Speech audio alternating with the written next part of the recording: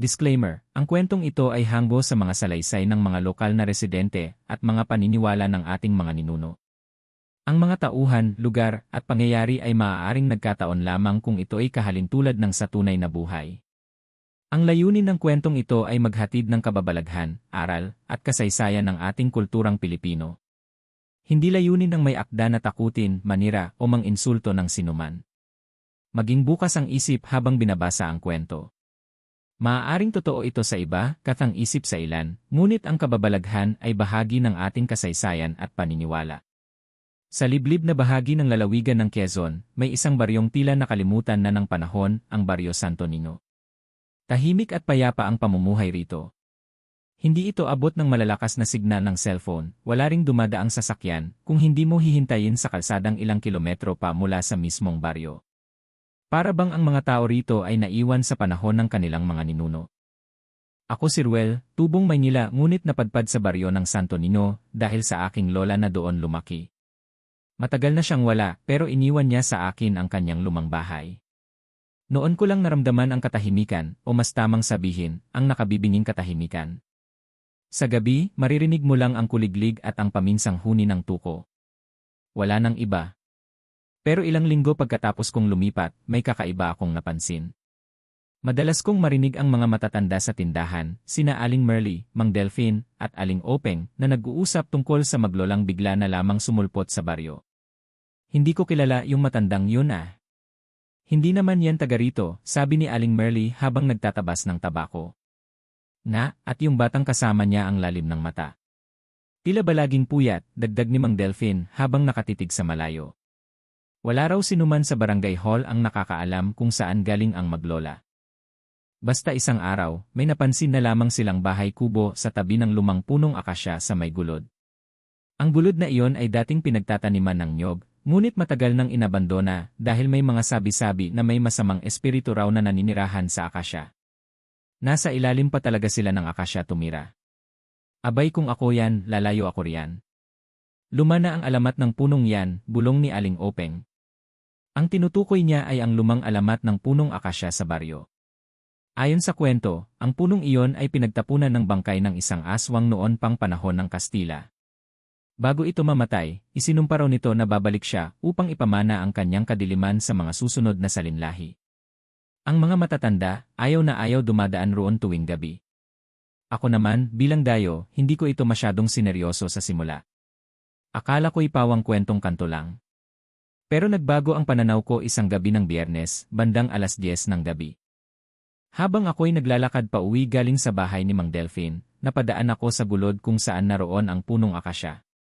Mula sa di kalayuan, may nakita akong kumikislap na ilaw, tila parol na maliit, ngunit naglalakad. Dahan-dahan akong lumapit. Sa ilalim ng akasya, may nakita akong isang bata, nakaupo sa ugat ng puno, nakatalikod. Walang kibo. Uy, mahinahon kong tawag. Pero hindi ito kumibo. Lumapit ako paunti-unti, hanggang sa mapansin kong nakalutang ang buhok ng bata, tila ginagalaw ng hangin, kahit hindi naman mahangin sa paligid. Bigla itong lumingon. Puti ang mga mata. Wala itong itim. Napaatras ako at muntik nang matapilok sa ugat ng puno. Nang paglingon ko muli, wala na ang bata. Kinabukasan, agad kong isinalaysay sa mga matatanda ang nakita ko. Napatingin sila sa isa't isa at napabuntong hininga. Yan na nga ba ang sinasabi ko, sabi ni Aling Merly.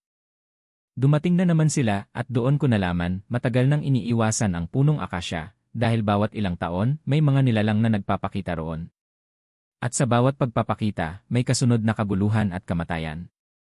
Hindi ko man gusto pero tila ako'y naipit sa isang kwento na matagal nang binabaliwala ng panahon. Sa lugar kung saan ang tahimik ay hindi laging payapa, kundi minsan nakakatakot.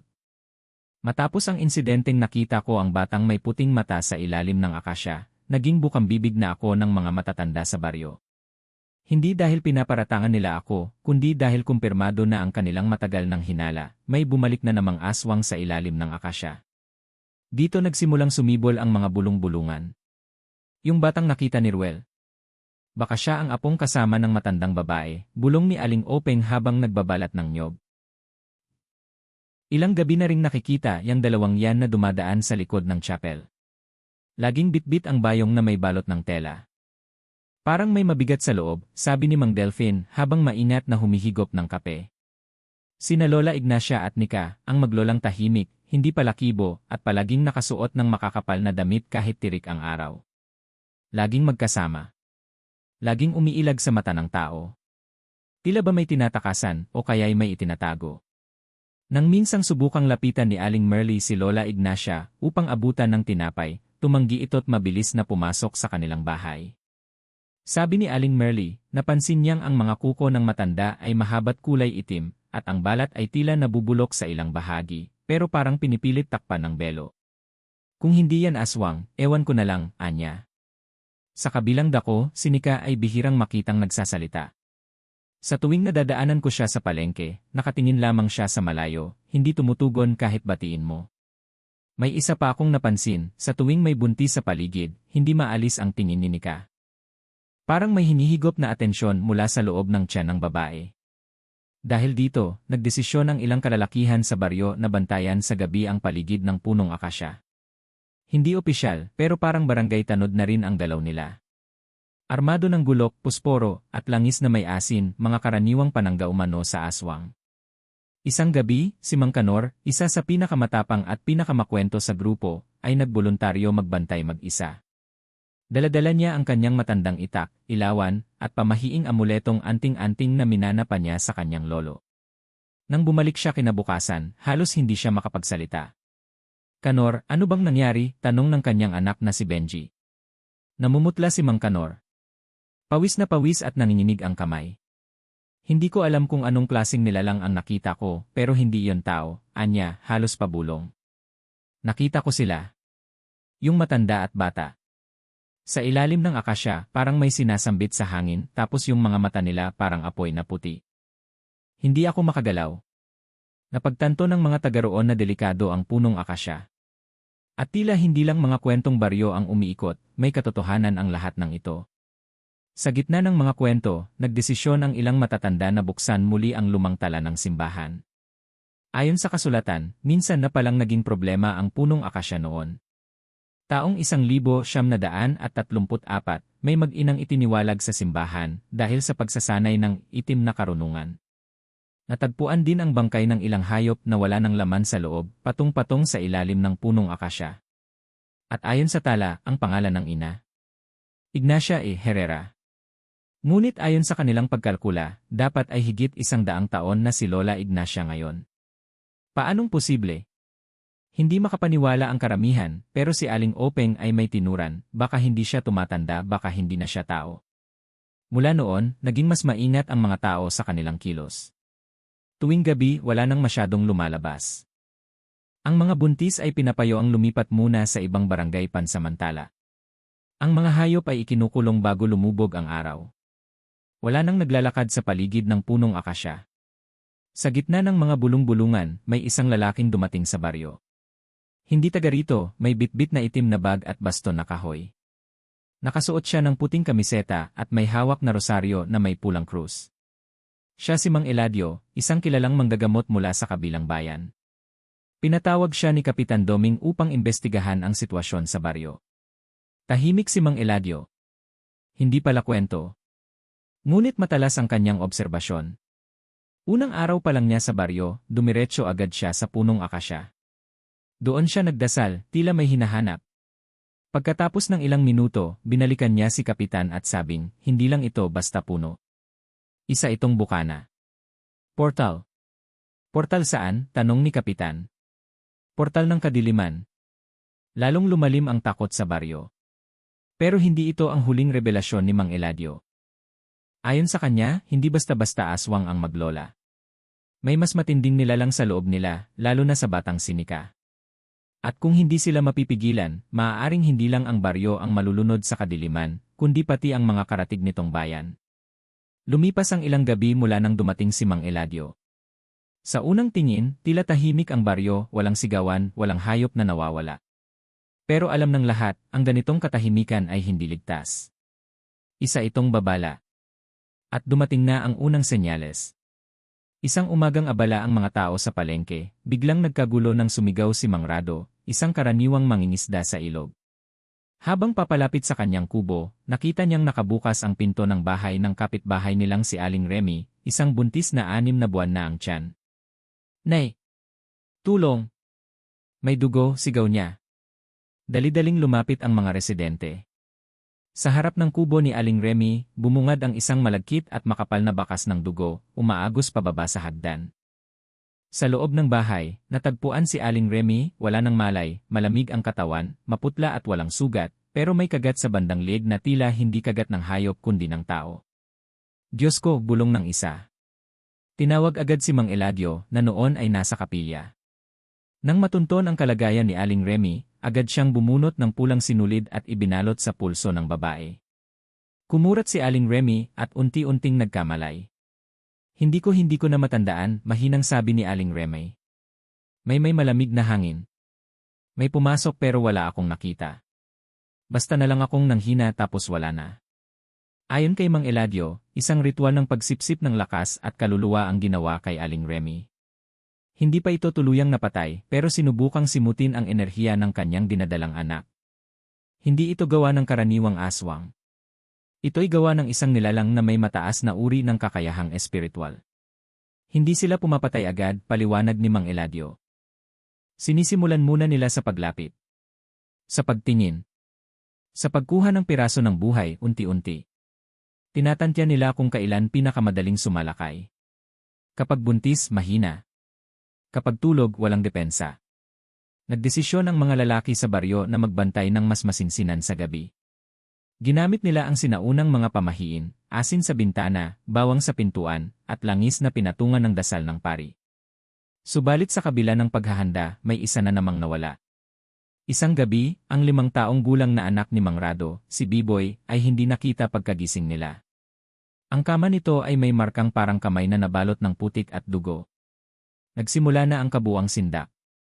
Habang naghahanap sila sa paligid ng ilog, sa gubat, at maging sa ilalim ng tulay, isang bata ang sumigaw mula sa gulod malapit sa punong akasya.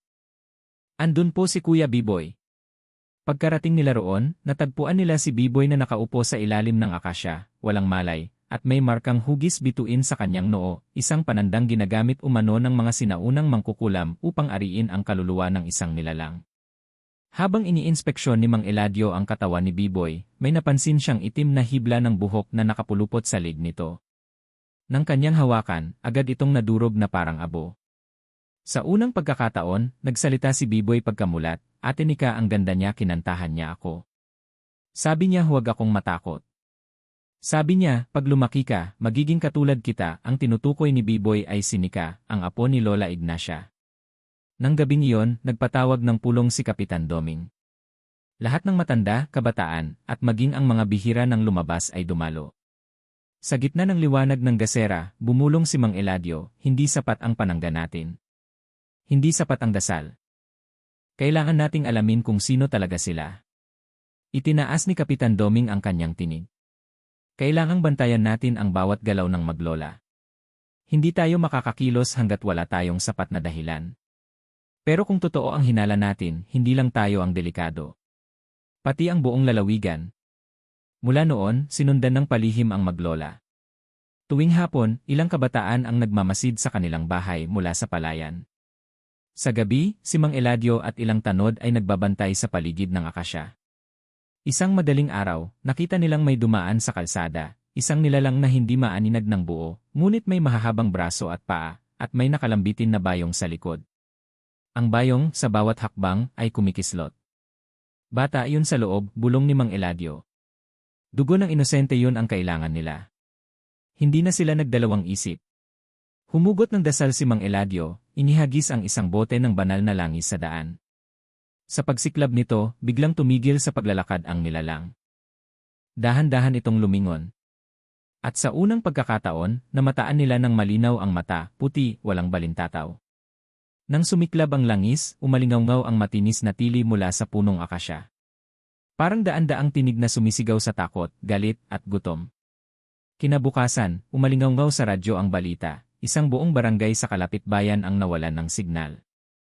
May mga ulat ng pagkawala ng mga bata't buntis. Hindi pa kumpirmado ang sanhi. Napatingin silang lahat kay Mang Eladio. Sabi niya, huli na tayo kung hindi tayo kikilos. Dapat nating pigilan ang susunod na alay. Lumipas ang ilang araw na tila binabagabag ng katahimikan ang buong baryo. Hindi ito pangkaraniwan. Walang sigawan, walang bata sa kalsada, at maging ang mga aso ay bihirang tumahol sa gabi. Lahat ay may kutob, may pinaplano na naman ang maglolang aswang. Sa gitna ng ganitong katahimikan, nagpasya si Mang Eladio at ilang piling lalaki na lusubin ang punong akasya sa kalagitnaan ng gabi. Hindi upang salakayin, kundi upang suriin at tuklasin ang pinanggagalingan ng kapangyarihan ng maglola. Hindi basta-basta ang desisyon na yon. Iba ang pakiramdam nila, parang may humihigop ng lakas sa tuwing napapalapit sila sa lugar na yon. Kaya't naghanda sila ng mga gamit, banal na langis bawang na pinahira ng dugo ng kambing itim na kandila krusipisyo ng ginto, at ang lumang dasal na panangga na iniwan ng isang matandang albularyo sa kasaysayan ng baryo. Bandang hating gabi lumakad silang lima, si Mang Eladio, si Kapitan Doming, Mang Rado, si Temyong, isang dating sundalo, at si Father Mateo, isang paring hindi na aktibo sa simbahan, ngunit may alam sa mga sinaunang ritual na laban sa itim na mahika. Pagkarating nila sa ilalim ng akasya, dama agad ang malamig na ihip ng hangin. Wala namang bagyo, ngunit ang paligid ay tila nilalamon ng hamog. Ang mga sanga ng puno ay gumagalaw, hindi sa ihip ng hangin, kundi parang may sariling buhay. Napansin ni Mang Eladio ang isang bahagi ng lupa malapit sa ugat ng puno na tila hukay, ngunit maingat na tinakpan ng tuyong dahon. Dito ang sentro, anya. Isa-isang tinanggal ni Mang Rado ang mga tuyong dahon, at sa ilalim nito, natagpuan nila ang isang sinaunang pinto ng bato, may ukit ng kakaibang simbolo, mata na may 11 pilik at dila sa gitna. Ano to? Tanong ni Temyong. Sabi ni Father Mateo, iyon daw ang selyo ng mga tagapangalaga ng kadiliman, isang sinaunang kulto ng mga mangkukulam at aswang na sinasabing nagtatago sa loob ng mga punong may kaluluwa. Hindi lang ito basta akasya, dagdag niya. Isa itong puno ng sigil, pinagpahingahan ng isang matandang espiritu ng kadiliman. Walang sinuman ang agad nangahas buksan ang pinto.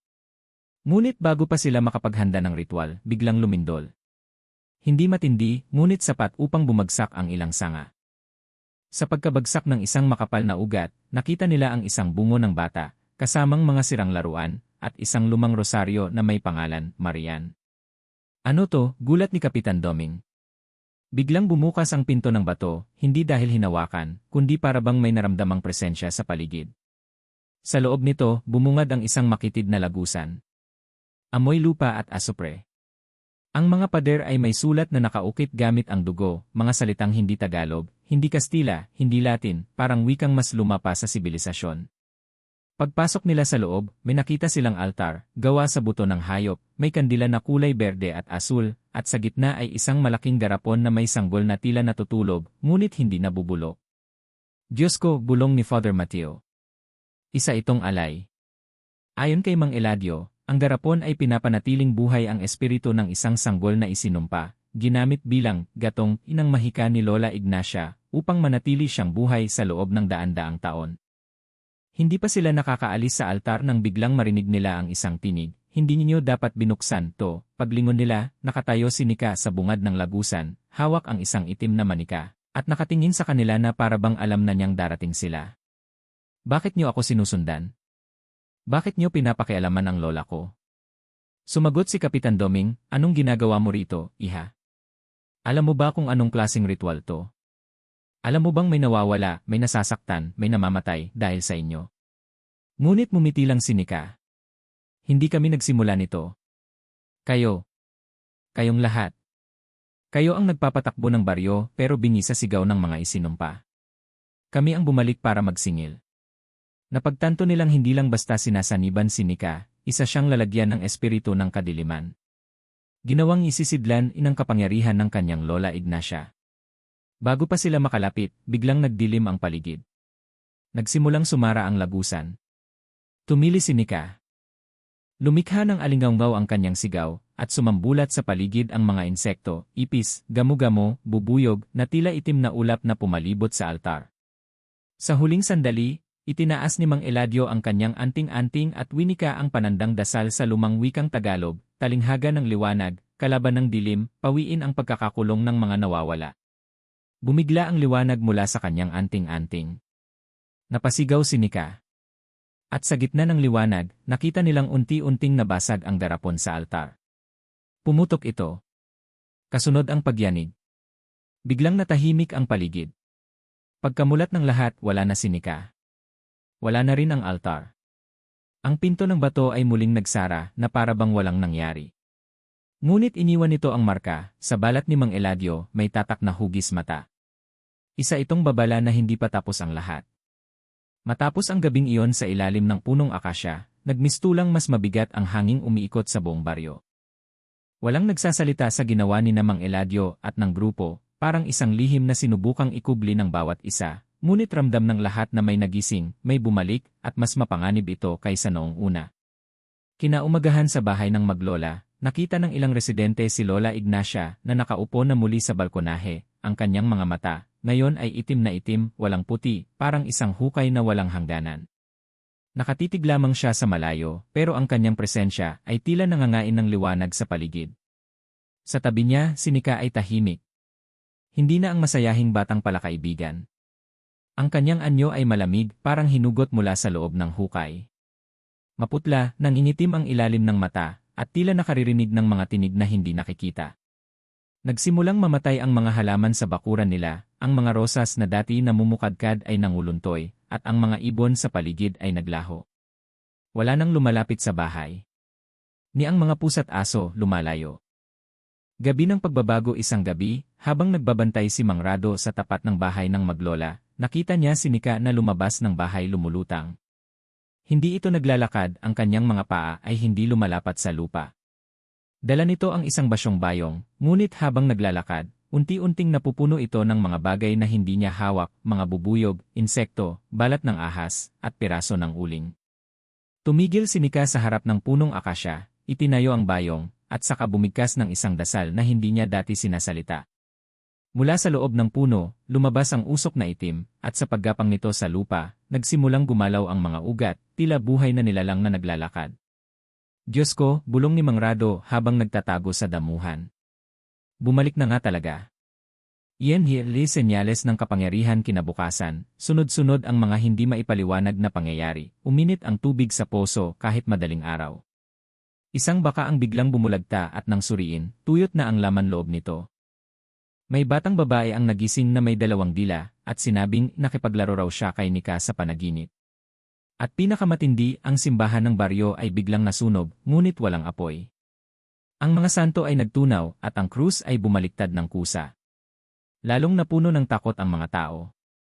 May ilan nang lumilikas, ngunit karamihan ay nananatili, hindi dahil sa tapang, kundi dahil sa pagkakagapos sa lupaing kinalakhan nila.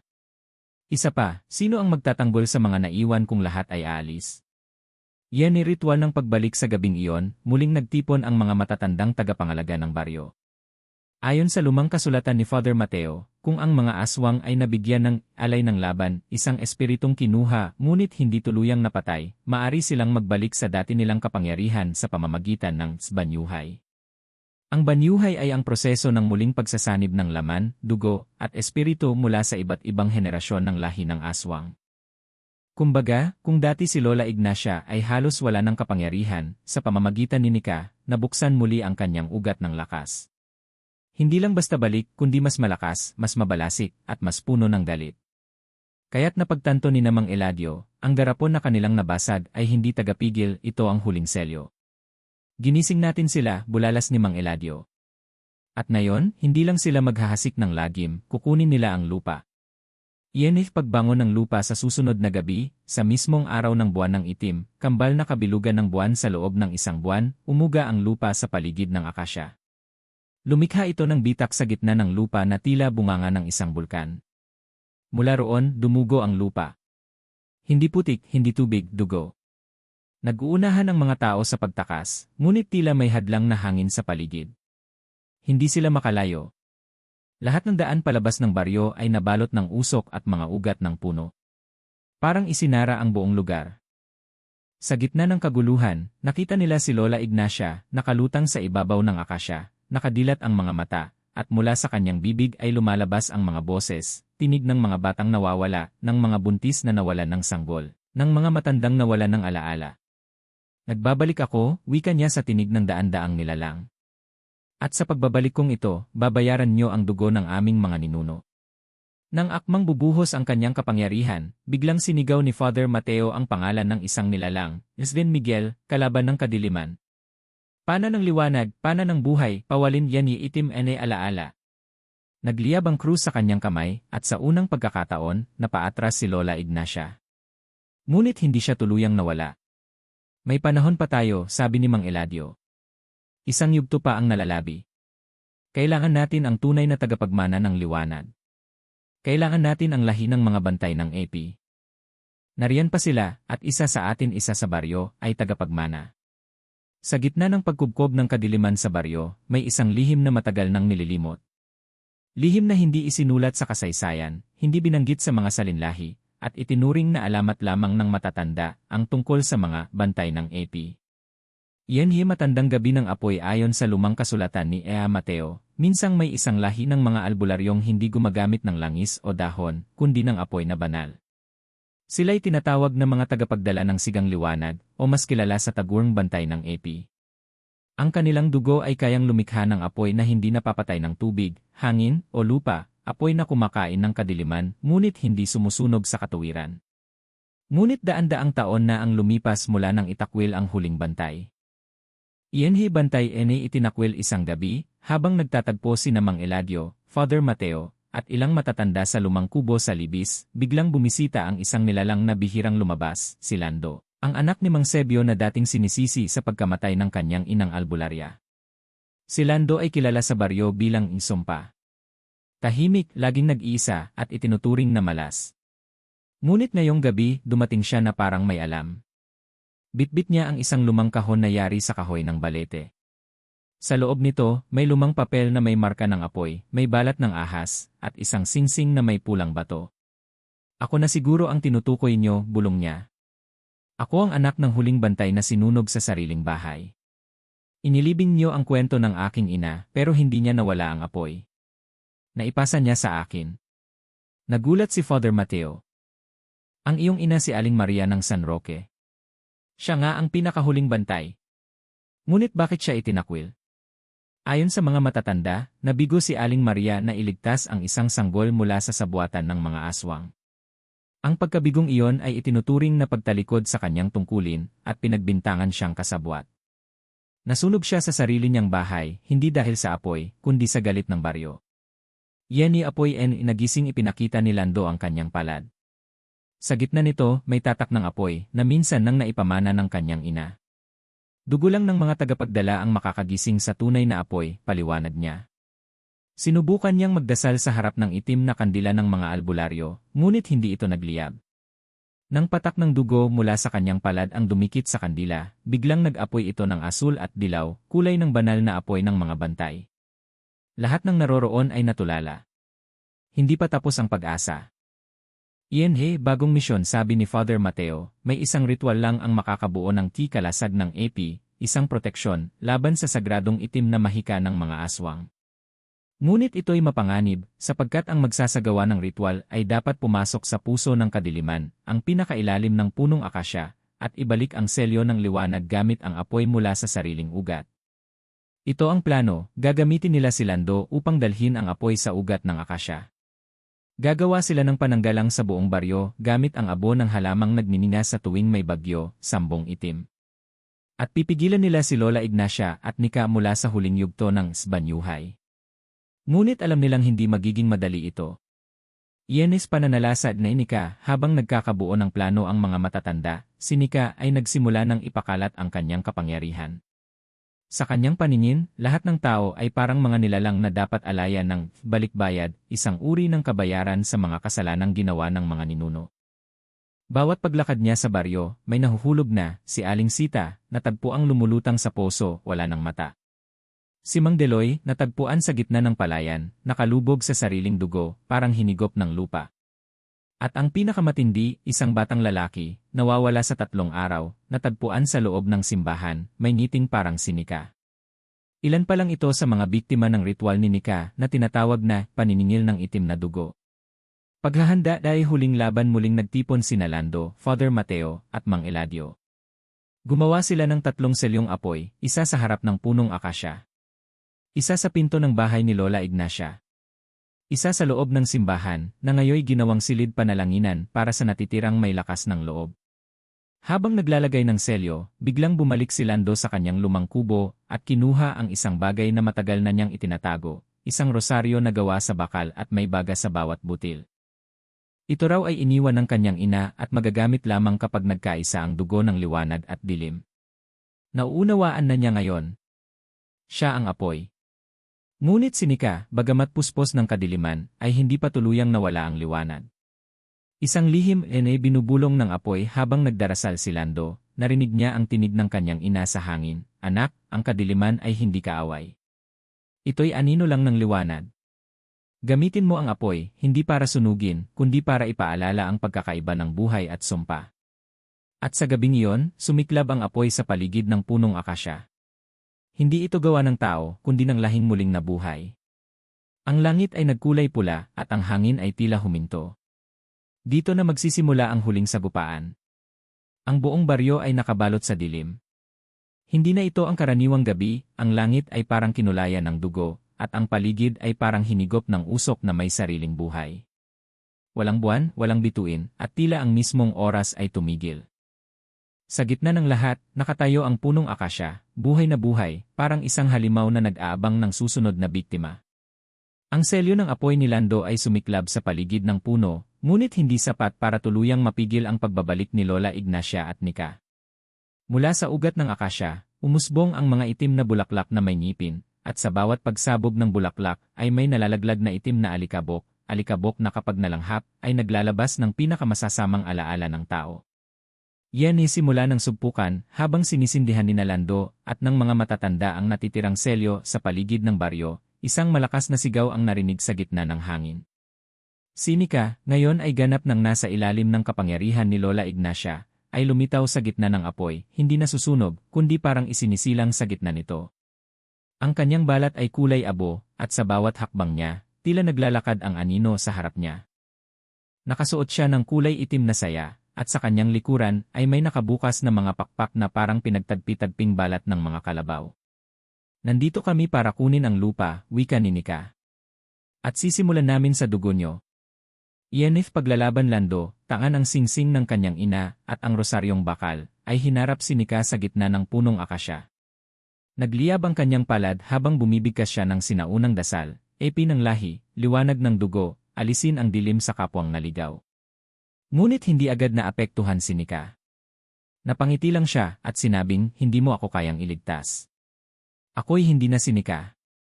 Ako'y si Akinaya, anak ng buwan, tagapagmana ng kapangyarihan ng mga nilimot." Mabilis ang mga pangyayari.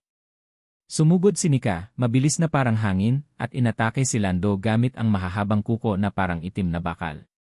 Pinaikot ni Lando ang rosaryo, at sa bawat pag-ikot, lumilikha ito ng apoy na hugis espada ng liwanag. Sa unang salpukan nila, pumutok ang hangin, at nagsabugan ang liwanag at dilim. Iyan ni sakripisyo ni Mang Eladio, habang nagpapatuloy ang laban, nakitang nasugatan si Lando, at sinisimulan na siyang higupin ng ugat ng akasya. Biglang sumugod si Mang Eladio, dala ang itak na binendisyonan sa loob ng simbahan. "Anak ng apoy, kailangan mong mabuhay," sigaw niya, at inilundag ang sarili sa pagitan ni Nika at Lando, tinamaan ng sariling itak.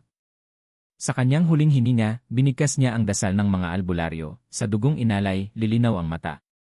Sa katawang nawala, babalik ang ginhawa.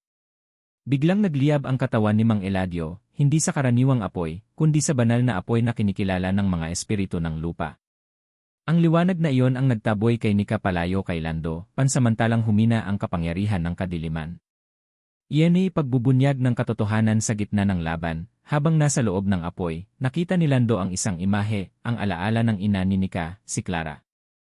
Noon pala, si Clara ay isa ring bantay ng apoy, ngunit natukso ni Lola Ignacia at isinuko ang sarili sa kadiliman. Si Nika ay isinilang na may dalawang ugat, dugo ng liwanag at dugo ng dilim. Ito ang dahilan kung bakit hindi agad nasusunog si Nika sa apoy, sapagkat kalahati ng kanyang pagkatao ay galing din sa isang lahi ni Lando. "Nika," sigaw ni Lando. "Hindi mo kailangang maging halimaw. Hindi ikaw ang sumpa, ikaw ang sagot."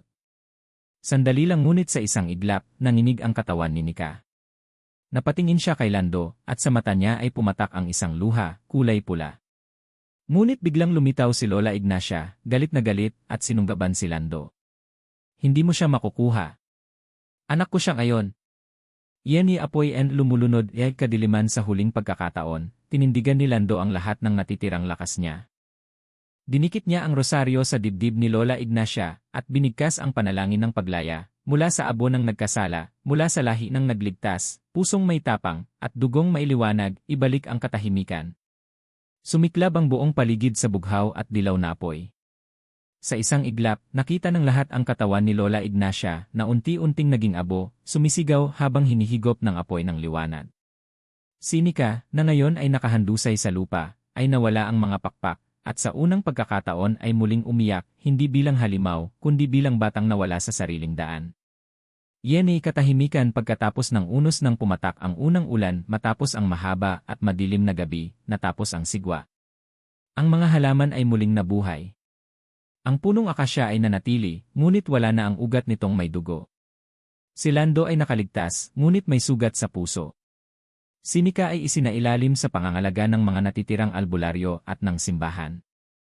Hindi bilang bilanggo, kundi bilang anak ng dalawang mundo na kailangang matutong pumili ng tama.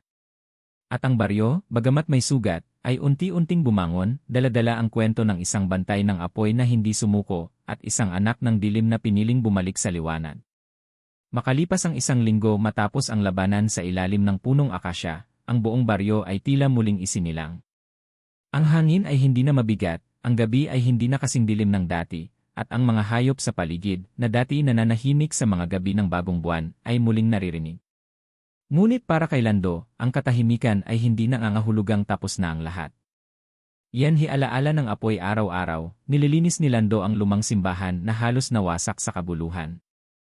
Sa altar, pinanatili niya ang 4 na kandilang apoy, asul, dilaw, pula, at puti, bilang paalala sa 4 na dugo na dumaan sa lupang iyon. Ang dugo ng mga bantay, ang dugo ng kadiliman, ang dugo ng sakripisyo, at ang dugo ng pagpapatawad si Nika, ay nakatira na ngayon sa isang kubong nakatayo sa gilid ng kakahuyan. Araw-araw ay binabantayan siya ni Father Mateo at ni Aling Felisa, upang matutunan niyang harapin ang sariling anino. Hindi siya pinilit na magsisi. Bagkus, hinayaang unti-unting matauhan, tulad ng dahon na kusa na lamang nalalaglag kapag tama na ang panahon. Iyan pagtatapos ng isang sumpang lahi dumating ang gabing 7 bagong buwan matapos ang huling sabupaan. Ayon sa lumang kasulatan ni Ea Mateo, ito raw ang takdang araw kung saan ang lahat ng kaluluwa ng mga yumaw, lalo na ng mga itinakwil at isumpa, ay bumabalik upang magpasya kung titigil na ang sumpa ng isang lahi o ipapasa ito sa susunod. Sa gabing iyon, pinuntahan ni Lando at Father Mateo ang punong akasya.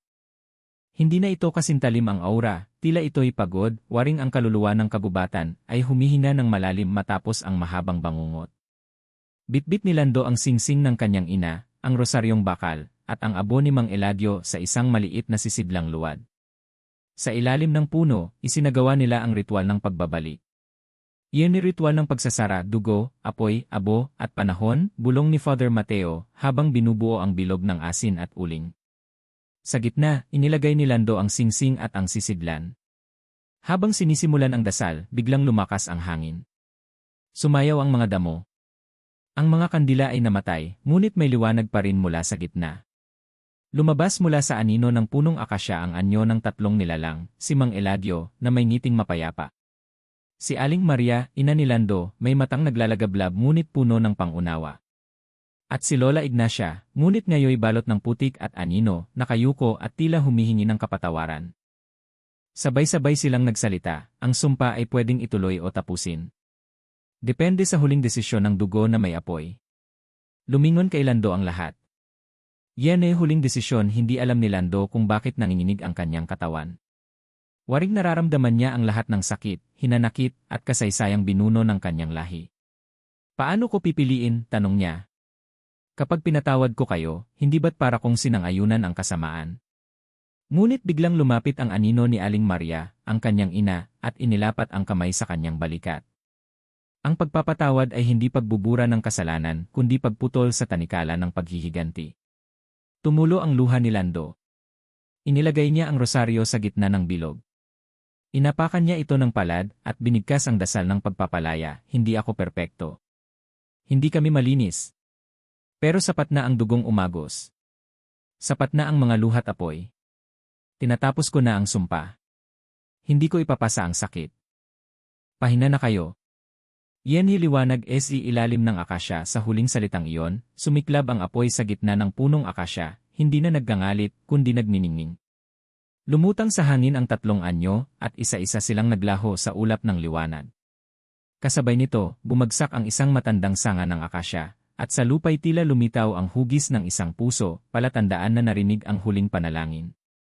Bagong simula sa mga susunod na buwan, tuluyan nang bumalik sa normal ang baryo.